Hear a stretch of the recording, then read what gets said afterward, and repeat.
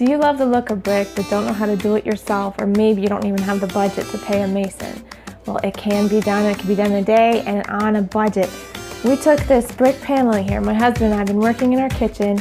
This cost $25 for a 4x8 sheet, and maybe this isn't the look you're after. We're going to show you how we take it to look like this in simple techniques that can have it done in a day.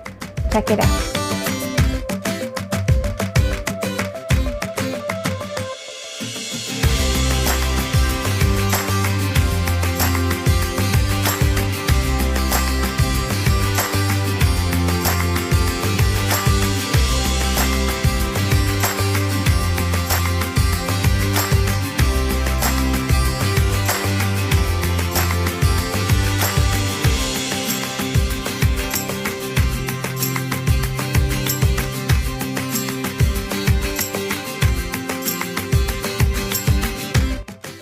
We're ready to get started. I'm going to introduce you to the products that we're going to use for this project.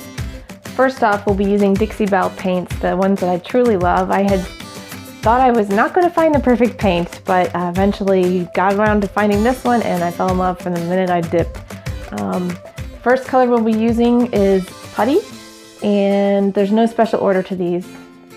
We have Vintage Duck Egg, also Gravel Road, and Drop Cloth. Now, depending on the size of project that you have would depend on what size you need.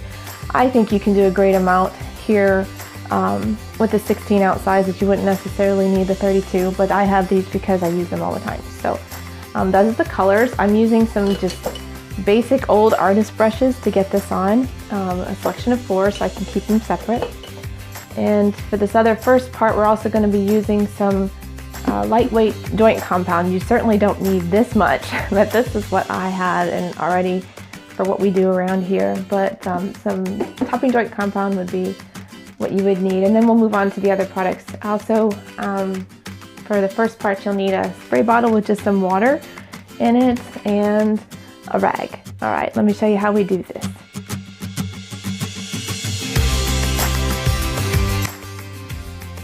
To start this project, there's not really a bad way to start. You could start up here, down here, wherever.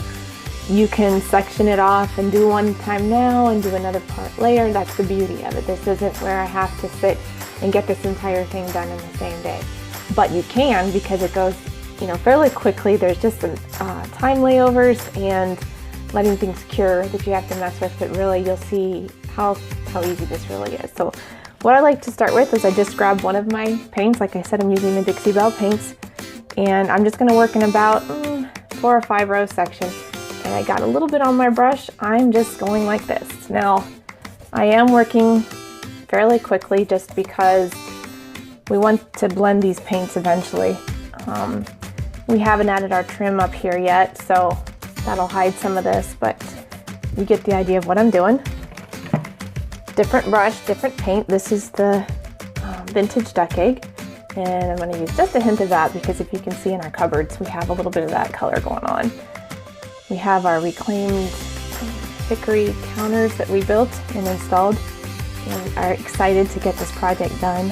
We'll be adding our tile and open shelving here. We took down our upper cupboards here behind me so we can add some open shelving that matches the countertops. I can't wait to show you. Next up is Gravel Road. Mind you, you can use any color you want. Dixie Belle has a large variety of colors, and I'm trying to pull the colors that are showcased in my kitchen to draw it all in, tie it all in, give it a really unique aged appeal. Here's the third color, and to brighten it up a bit, I'm using a bit of the drop cloth. Again, you can see I'm totally random on this. Anybody can do this. My kids have helped. I have 6 kids, and they have helped by slapping this on.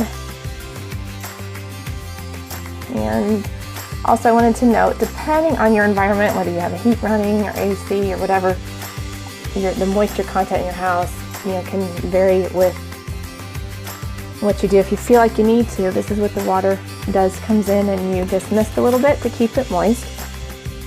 Now I'm going to take my rag and go side to side and basically just rub all over. I don't care if I get it on those grout lines. I am basically just smearing it on there. I don't necessarily want to cover the entire brick. If you want to, if you want to leave less, use less paint. Just rubbing it in. Looking pretty good, isn't it? I just love watching these colors mix together, and notice I'm leaving little things peek out, like imperfections in the brick, that gives it that realistic look. Okay, so you can always come back and tweak this at any point if you want to. You can add more paint and do different things, but the next thing is we're going to take that topping joint compound and just a basic putty knife.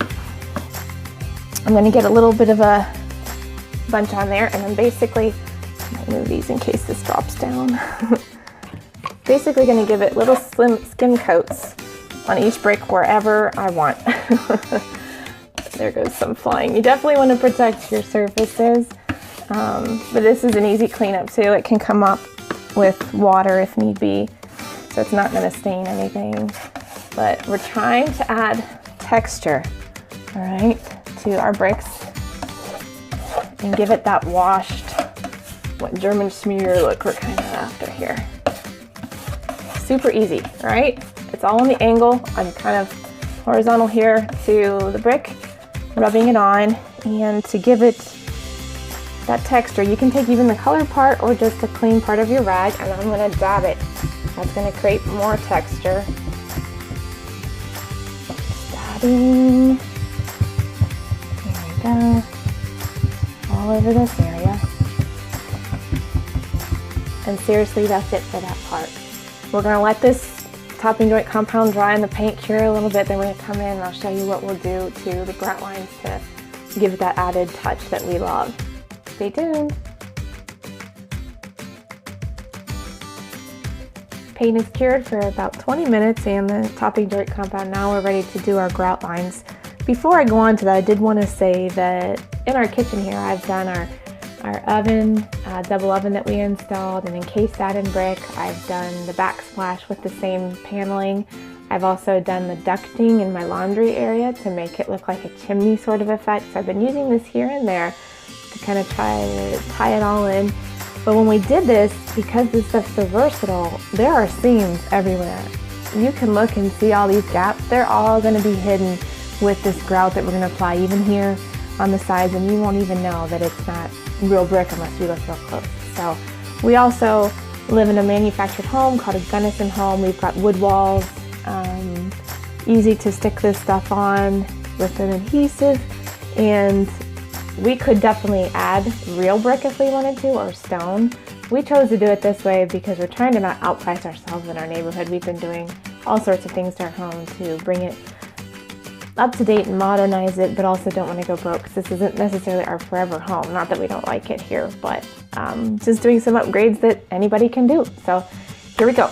We're going to be applying some grout into here. I do use this sanded pre-mixed grout in alabaster. That's the color I chose. There are several different colors out there. You can pick whatever you like, but I wanted to have a white kind of German schmear kind of effect that is old world. I've seen it in places in Europe that really drew me in. I wanted the old world feel in our kitchen, so that's what I'm after here. And to make it easier, I'm going to be using a can to just, you don't want to dry out your bucket of grout all at the same time. So I'm putting just a bit into my can using my putty knife that I used earlier for the topping joint compound. That way I can close this up, keep it moist, work with this because it does set rather quickly. I'm going to grab just a little bit on my putty knife, and again, this is gonna be messy. You are not going to not make a mess, and it's probably loud. I apologize if I'm talking over that. Little bits at a time is the best way to work. I keep my can right under so I can catch any excess that falls. This is by far the part that takes the longest time, but it's so worth it. So I'm just smearing that in and going to work in all these areas. If I drop it, sometimes I tap it, pick it up, keep going. Again, you can be kind of sloppy with it. We're going for a very rustic look.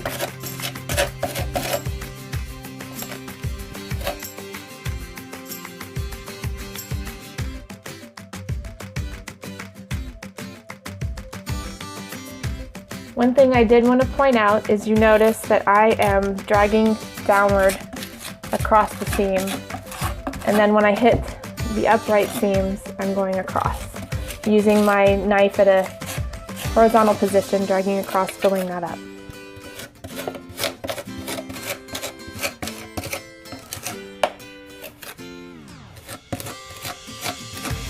Spent about 5-10 minutes finishing up putting the grout in, and now I'm going to use this tool called a brick jointer, which is what real masons use.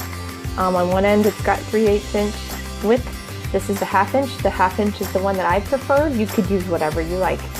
They make a variety of sizes, but here's how we use it. I hold the 1/2 inch up like this, and I like to do my vertical slots first.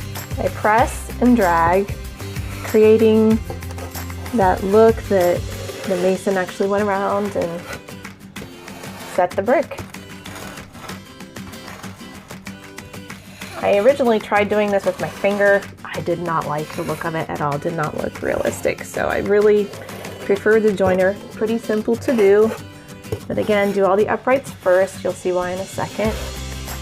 When you go to do your horizontal drags, you will get a little bit of knockoff. To start, drag across. Pretty simple.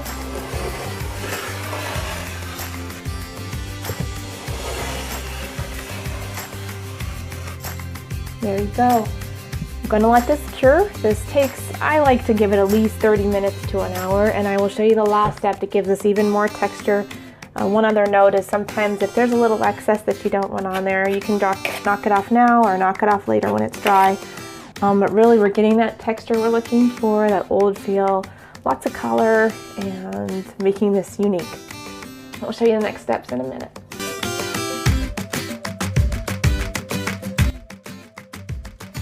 Alright, that's dried about 30 minutes to an hour and nice and crispy, but it's a little brighter than I like. I want it to kind of look grungy, dirty, so what we want to add to it is some more texture. And to do that, I'm going to use my Dixie Belle wax and brown. They also have a black, a white, and a grunge gray, so you can leave it as is, just like this, or you can use the wax like I'm going to do.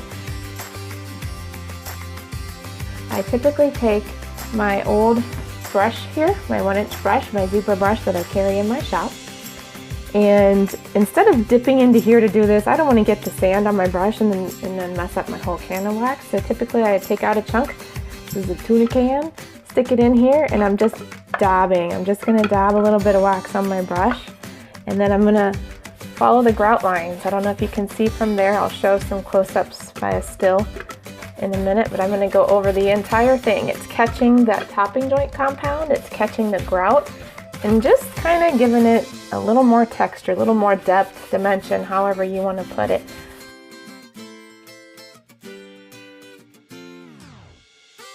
But that's what we do.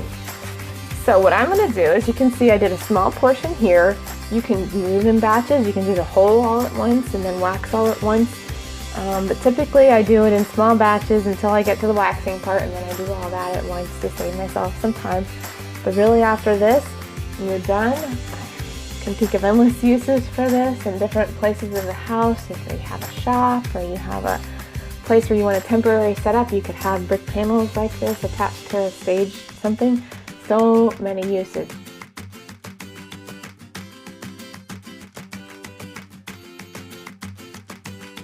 Well, there you have it, we're done. How easy was that? Just some paint and a little bit of supplies, and time is definitely the biggest factor, but definitely worth the time that you put into it, because you're investing in your home. You want your house to become your home. We are taking our home, turning it into a place that we love, and sharing it with you. Come on over to Prodigal Pieces, where we're going to be showing you more about our kitchen remodel, lots of other DIY projects, furniture, all kinds of fun. Come on and see us.